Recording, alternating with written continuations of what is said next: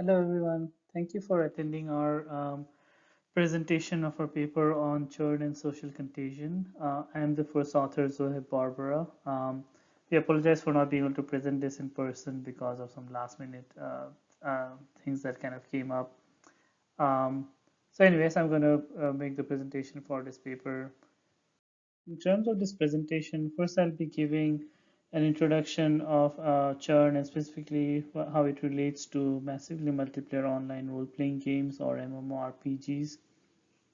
Next, I'll be going through a little bit of background around contagion models and specifically the methodology that we'll be using in this paper. um, Next, we'll be talking through like the two research questions that are of interest in this study. So, which has to do with dyadic influence and neighborhood influence on churn, and then we'll be kind of concluding after that.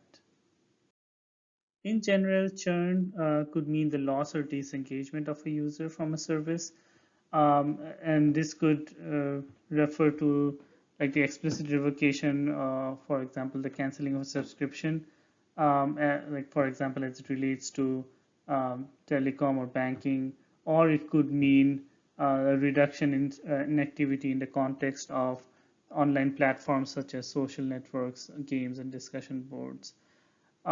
Studying churn helps us to understand the factors that drive user engagement in such platforms, so that's why it's an important phenomenon to study. So in terms of implications of churn, of course, like it has a huge impact on revenue as it relates to any business. In general, it's known that acquiring new customers it's is much more costlier than retaining existing ones. But outside of that, churn can lead to decrease in the value of a network and also reduction in kind of social exchange. So um, in terms of challenges for churn analysis, so we already talked about the different definitions of churn that can exist. Um, besides the problem of identifying users that are going to churn, so what is also important is to be able to identify churners early enough to be able to kind of take remedial action. And finally, churn is typically observed to be um, a rare class or at least an imbalanced class problem. We use data from MMORPGs for our study. So these are basically persistent virtual environments where users or players can log in and then they can engage in different sorts of activities such as kind of role play or kind of uh, engage in in-game relationships such as chat, trade, housing, etc. In general, many of the behaviors which are observed in the real world are also seen in these games. So, which is why like they make for a good environment to study different sorts of behavior. We study the problem of churn in MMORPGs. In general, such games are characterized by low acquisition rates, and what is typically been observed, like as the game matures, so the retention becomes harder. So this is typically attributed to um, uh, basically because of the fact that new players are at a disadvantage compared to players who have been around much longer and have acquired a lot of like wealth and power. So there's this like disparity um, in expertise or distribution of virtual wealth, so to speak. And at the same time, at the other end of the spectrum, so the veteran players, so they tend to be more kind of tapped off.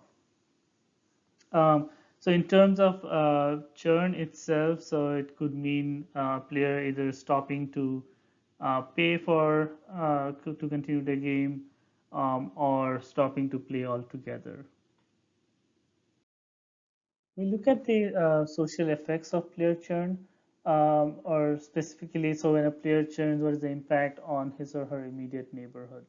And we do this in the context of two research questions.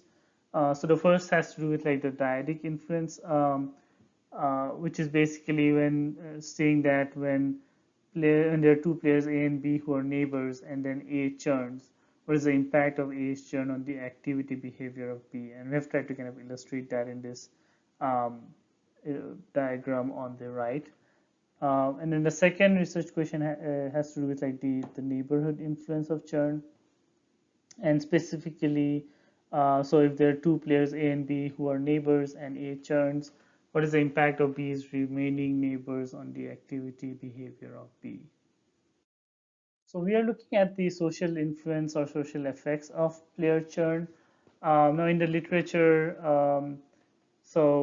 there's been a lot of work around social influence and contagion, and specifically in the area of contagion. So folks have studied social contagion or information diffusion in social networks or viral marketing, spread of infectious diseases, and so on.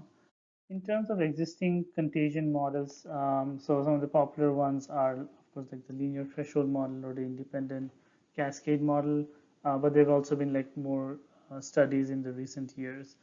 Most of these models, though, do assume like that the contagion does not change the network structure.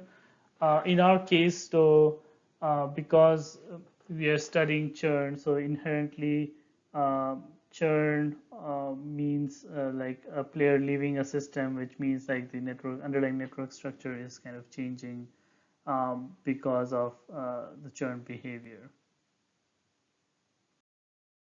So we use an activity-based definition of churn for our study, and then we use a binary classification approach for that, right? So, and specifically, what that means is like, so a node is labeled as dormant if it kind of um, disappears from the network from one time slice to the next. And then it is node is labeled to be active if it kind of remains or persists between two adjacent time slices. So going back to our original research question and placing it in the context of a binary classification approach. So what we basically are looking at is, so when an active player ego becomes dormant, so can we predict the label of ego's immediate neighbor alter based on ego's characteristics and then ego's relationships with alter. So so in terms of like the feature space, so we look at the session-based features for Ego. Again, I won't go through the list, but we basically try to capture what is the overall activity for Ego, how much of those activities were done in kind of groups, what is the expertise level of Ego in the game, and like how successful or engaged ego has been um, in the gameplay. Next, we look at the some of the network topological features for ego, and basically, so we look at things like degree centrality, closeness centrality, betweenness centrality, and clustering coefficient for ego, and then we use those features in a classification model. Um, we also look at the edge-based features between alter and ego. Again, to just to capture the essence of the feature, so we look at what is the amount of shared activity between the two nodes, how many common neighbors do they share, and then we also look at a bunch of homophily-based features between the two nodes. We use data from Sony's EverQuest 2 MMORPG game for this study. So the dataset itself, the entire dataset itself spans 7 months of user activity behavior between January to September. And then it's kind of spread out across 4 servers, and they're like 1.8 terabyte of game logs, which involves around 2.2 million players. So earlier we had talked about for our classification approach, so we had defined the two class labels of dormant and active depending on whether or not a node continues to be active or not in the following week. So for our study then, so we look at game logs from a particular server, and then we construct networks based on the group activities of players.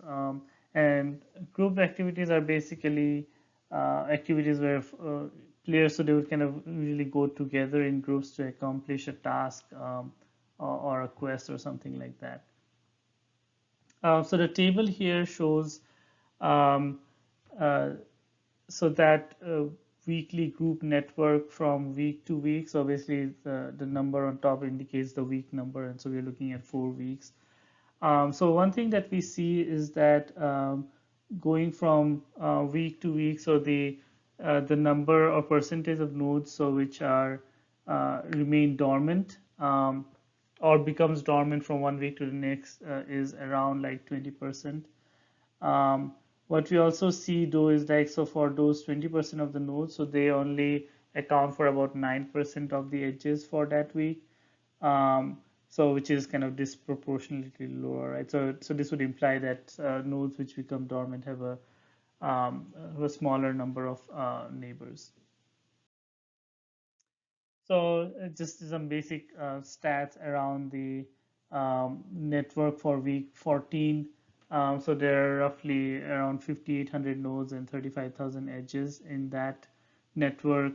And then the size of the largest component was around 4,900, which accounts for around 85% of the nodes. So this is a network component diagram of the week 14 group network. Um, so what we are seeing here is that for smaller size components, like size 2 to 5, we see that the components are of the same color.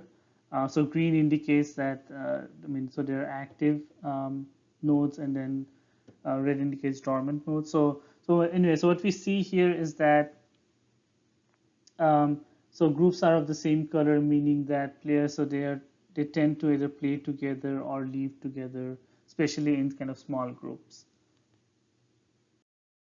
And when it comes to like the largest connected component, which is said accounted for around 85% of the nodes.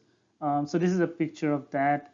And then again, what we're seeing here is that so the active nodes, so they really form like a dense cluster in the center of the component, and then so a lot of the dormant nodes, so they're more like in the around the edges of the largest connected component.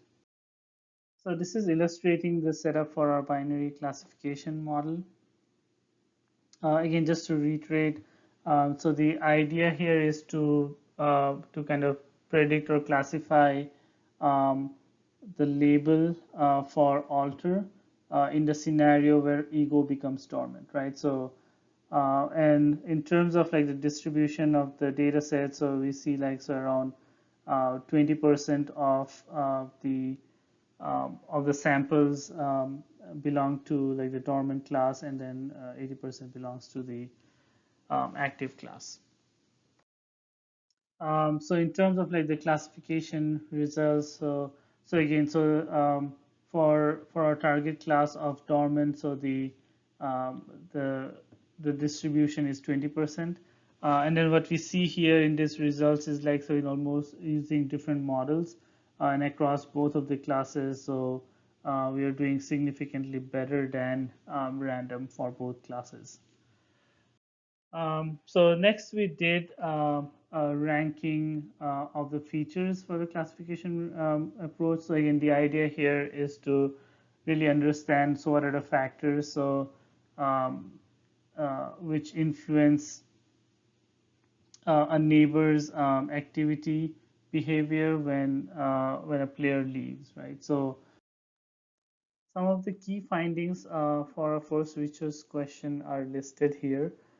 In terms of features that predict alters activity behavior, so what we found is that the closeness centrality of ego is most important. So basically, what this means is like, so if a more central player leaves, so it has a more profound impact on its immediate neighbors. So we found that so the number of common neighbors between the two nodes is important when it comes to predicting activity behavior of a neighbor when a player leaves. The expertise level, the edge-based feature, which is aerodynamic index, and finally the ego's degree are all important features to predicting alters activity behavior. Interestingly, what we also found is that sort of like the homophily-based features were not very discriminating for this problem. And finally, what we saw was like, so using the binary classification approach, so we were able to do significantly better than random for both classes. So far we have been looking at dyadic influence, or basically we look at every dyad of alter in ego where ego has become dormant and try to predict um, the class for alter. So next we look at the research question involved around neighborhood influence. And specifically what that is that so when an active player ego becomes dormant in a network, so can we predict the label of ego's immediate neighbor alter based on the activity behavior of alter's remaining neighbors? So far we have been looking at, so like once ego leaves, so what is the influence that ego had on alters activity or churn behavior. So in this particular case, we are looking at, so what is the impact of the remaining neighbors of alter once ego leaves. So in terms of features for studying neighborhood influence, so we mainly look at network-based features, primarily so the number of active neighbors, the number of dormant neighbors, and also like the edge weights with those neighbors for alter. So going through the data set again. Um, so basically, what we are looking at is, so in the case where the ego become dormant, so we want to look at the what is the impact of the remaining neighbors on alter, right? So our population of interest in this particular case would be like those alter nodes which were linked to ego that became dormant, right? So and as highlighted in this picture, so there were around 30, there were 3157 nodes in week 14. And then within those 3157 nodes, so what we saw is um, around 24.39% became dormant, of those alters became dormant, and the remaining remained active. So that's basically our data set. And then, so in terms of classification results, again, so we ran this through a number of classification models. So the class balance is showed on the top right. So basically, there were like 24.39% of the dormant class label, and the remaining was the active class label. And as you can see, for both of those classes and across the different models, so again the models were performing significantly better than random. So this is what the feature ranking looks like for the 4 features based on info gain. So I've also included like the mean, median, and standard deviation across the two classes for the 2 features. And what I wanted to kind of highlight here is like the significant difference in the means between the two classes for the feature, which is like the number of active neighbors, right? So, and immediately, as you can see, is like um, for for nodes that become dormant, so they have far fewer active neighbors as compared to nodes that remain active in the following week. So this is what that looks like in terms of a network diagram. So what I'm trying to show here are like random samples of cases where alter continues to be active after ego has become dormant. An alter is basically like the white nodes that you see in the middle of the networks. So in this case, what we are seeing is like in the scenario where alter continues to be active, where ego has after ego has left. So in those cases, like those nodes or those alters are part of like denser neighborhoods. Alter is connected to more active nodes and then connected to fewer dormant nodes. And then this picture is showing a scenario where alter becomes dormant after ego leaves. Um, so, so these are some random samples of that with where alter is denoted in like those white nodes. So again, what we are seeing here is like the neighborhoods themselves are not as dense as we saw in the other case. There are fewer neighbors overall for to kind of for alter, and then what we also see like so there are more connections to dormant nodes in this particular scenario. So we come to like the some of the key findings for the study around neighborhood inference. Again, so what we have seen is that so there's a strong social influence effect wherein a player's activity behavior is impacted by the activity behavior of its neighbors. And what we see is like so player becomes dormant when overall it's connected to fewer neighbors and or there are more connections to dormant neighbors, right? And then conversely what we see is like so players remain active when it is connected to a lot of active neighbors.